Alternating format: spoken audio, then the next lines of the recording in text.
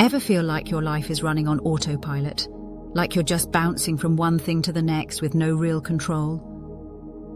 One moment, you're calm and collected. The next, much less so. What if there was a way to navigate life with unshakable clarity, where every action felt effortless, precise, inevitable? That's exactly what we're talking about today.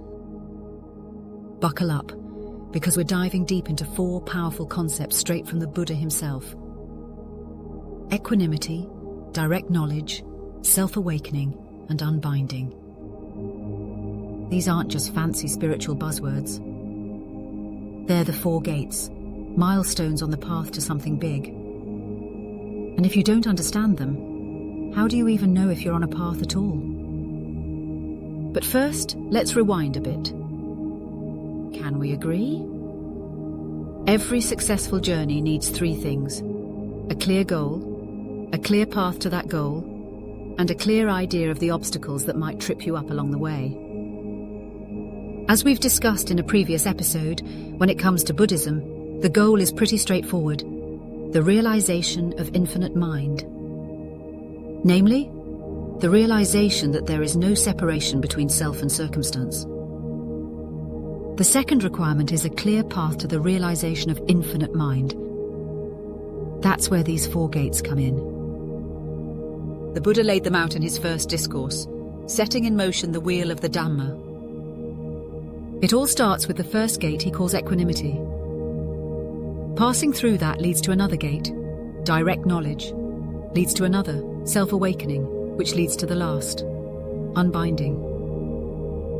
That's the path that the Buddha worked through and spent the rest of his life teaching about. So, does everyone have to pass through these exact same gates? Seems like an important thing to figure out. Otherwise, you could be meditating, chanting, or koanning your way into oblivion, thinking you're on a spiritual path, when really you're just spinning in circles. It turns out that before we unpack that, there's a key term we need to investigate, one that shows up everywhere in Zen literature: stillness. No, not the stillness where you sit like a statue and pretend you're not itchy.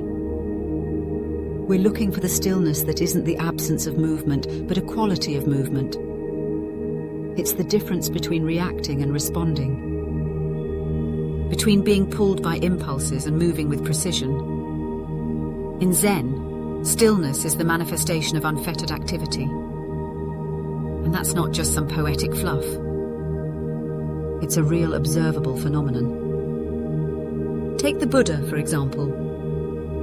The Buddha might describe stillness as the unfettered activity of suffering, the constant, inevitable cycling between suffering arising and suffering ceasing.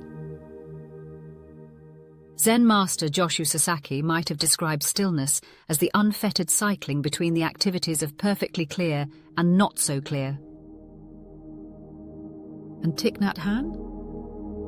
He might have framed stillness in terms of joy, as the unfettered cycling between the activities of joy and sadness.